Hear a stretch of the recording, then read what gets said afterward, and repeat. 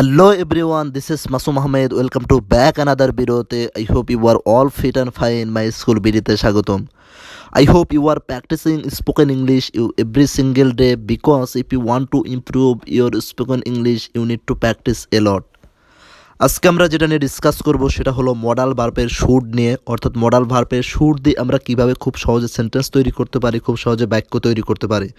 অর্থাৎ মডাল ভার্বের শুড যুক্ত সেন্টেন্স কীভাবে তৈরি করতে পারি, শুড দিয়ে কীভাবে সেন্টেন্স তৈরি করতে আমাদের ডেইলি লাইফে যে কনভারসেশনে বিভিন্ন সেন্টেন্স বা বাক্য ইউজ হয়ে থাকে সেখানে আমরা কীভাবে শুড দিয়ে কীভাবে সেন্টেন্স তৈরি করতে পারি, সেখানে শুড দিয়ে কীভাবে আমরা হাবোধক বাক্য অর্থাৎ অ্যাফার্মেটিভ সেন্টেন্স হাবোধক বাক্য, নেগেটিভ সেন্টেন্স অর্থাৎ নাবোধক বাক্য এবং ইন্টারগেটিভ সেন্টেন্স অর্থাৎ প্রশ্নবোধক বাক্য তৈরি করতে পারি কিভাবে, এবং এই তিন ধরনের সেন্টেন্স কীভাবে তিনটা স্ট্রাকচারের মাধ্যমে স্ট্রাকচার ফলো করে কিভাবে আমরা বা গঠন ফলো করে কিভাবে আমরা তিন ধরনের সেন্টেন্স তৈরি করতে পারি, এই সব কিছু নিয়ে ডিসকাস করব। তাহলে আই হোপ ভিডিওটি যদি প্রথম থেকে শেষ পর্যন্ত দেখতে থাকেন তাহলে কিন্তু খুব সহজেই মডাল ভার্বের শুড দিয়ে আপনারা খুব সহজে সেন্টেন্স তৈরি করতে পারবেন, অর্থাৎ হাবোধক বাক্য, নাবোধক বাক্য এবং প্রশ্নবোধক বাক্য তৈরি করতে পারবেন। এবং শুড নিয়ে যত ধরনের আপনাদের ডাউট আছে, যত ধরনের কনফিউশন আছে, সকল ডাউট সকল কনফিউশন ক্লিয়ার হয়ে যাবে। আই হোপ ভিডিওটি প্রথম থেকে শেষ পর্যন্ত দেখতে থাকুন।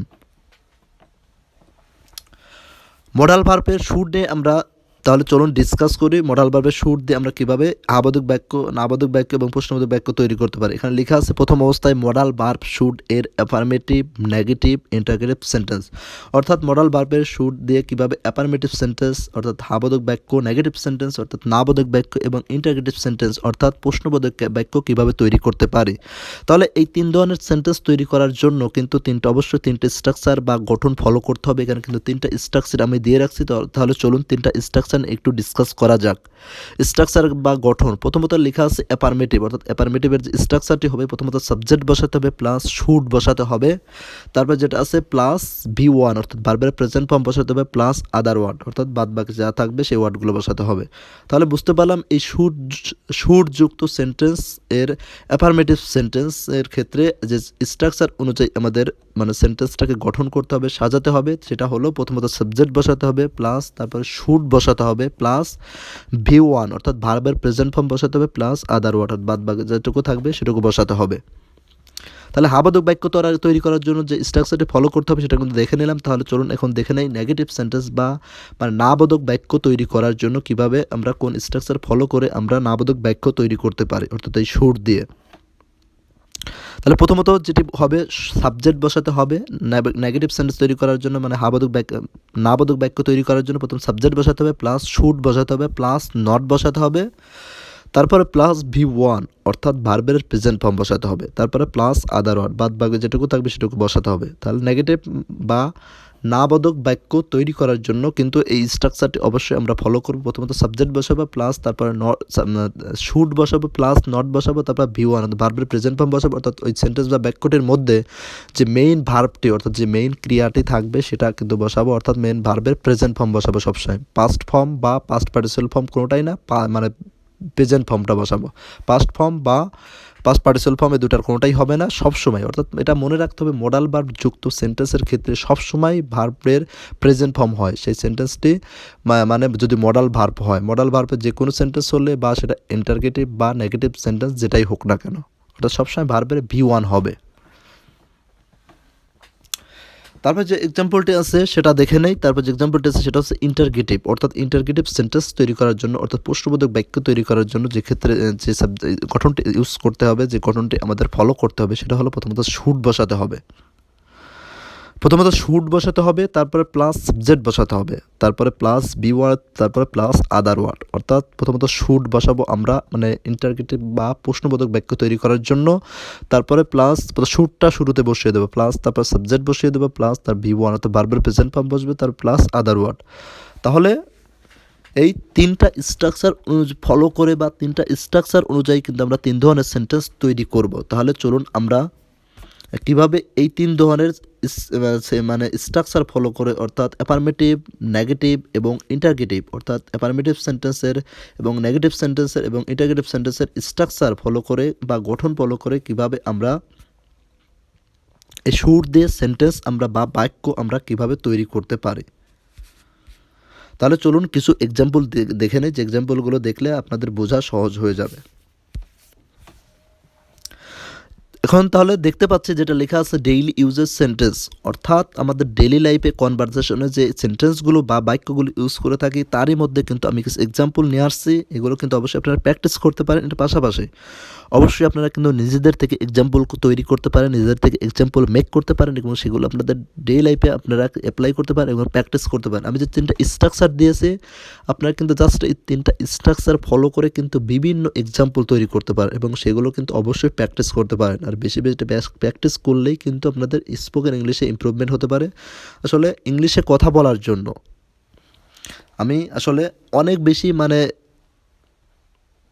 কি বলবো হাই লেভেলের কিন্তু ইংলিশ শেখানোর জন্য বা ইংলিশের উপর এক্সপার্ট না, কিন্তু আপনারা অনেক বেশি ইংলিশ শিখতে পারবেন আমার ক্লাসগুলো দেখলে, ভিডিওগুলো দেখলে। বিষয়টা কিন্তু এরকম না, কিন্তু আমার ভিডিওগুলো দেখলে আমি একদম বেসিক আর জিরো লেভেল থেকে কিন্তু আমি ইংলিশ ডিসকাস করার চেষ্টা করি, একদম জিরো লেভেল থেকে। কিন্তু আমার ভিডিওগুলো যদি আপনারা দেখেন তাহলে কিন্তু আপাতত মিনিমাম যে ইংলিশে কথা বলার জন্য যেগুলো দরকার সেগুলো কিন্তু অবশ্যই আপনারা বুঝতে পারবেন এবং তার পাশাপাশি ইংলিশ মিনিমাম যেগুলো আপনার বোঝার দরকার, একজন ইংলিশে কী বলছে সেটা আপনারা অবশ্যই বুঝতে পারবেন। তার পাশাপাশি কিন্তু অবশ্যই আপনারা যেগুলো আমাদের ডেইলি লাইফে ইউজ হয়ে থাকে সেগুলো কিন্তু অবশ্যই আপনারা বলতে পারবেন।